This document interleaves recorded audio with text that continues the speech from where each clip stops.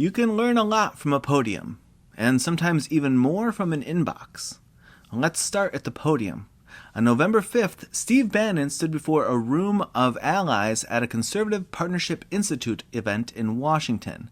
This is one of those that are tied to their Bellator movement branding.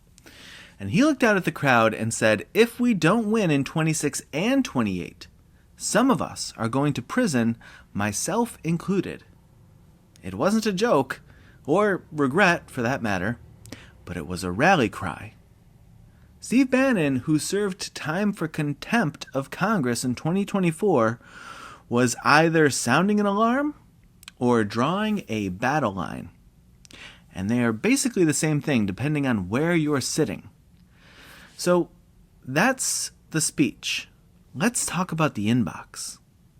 Earlier this year, a hacker group posted what they claimed was former Israeli Prime Minister Ehud Barak's email inbox. There was no cryptographic signature, but several journalists flagged patterns they say looked authentic.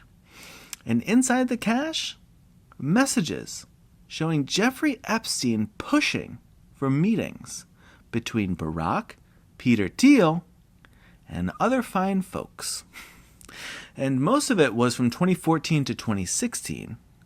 There were no confirmed meetings that I'm aware of anyway, but the intent was clear: to broker influence. And around that same time, Thiel's team got pitched, and by 2018 his founders fund had invested in a company called Carbine, which is a surveillance tech firm where Barak sat on the board.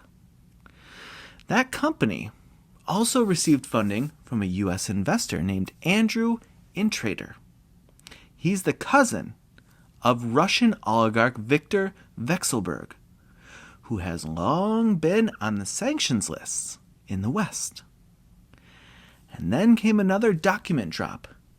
This one was official, because on September 26th, House Democrats released Epstein's personal calendars, and on them were scheduled meetings with Thiel, Bannon, and Musk. And technically, the records don't prove those meetings happened. No wrongdoing was explicitly alleged by releasing the calendars. So, as is often the case, we're left with pieces and patterns and unfinished puzzles. So what do we do with all this?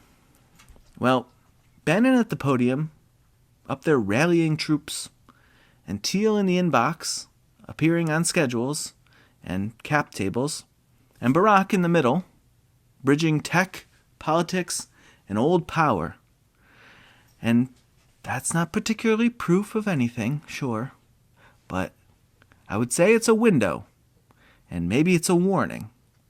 Because while speeches move the hearts of the crowd, spreadsheets, they move money. So here's my question for you. When insiders speak and leaks surface, what do you pay attention to? The words, the meetings, or the company they keep?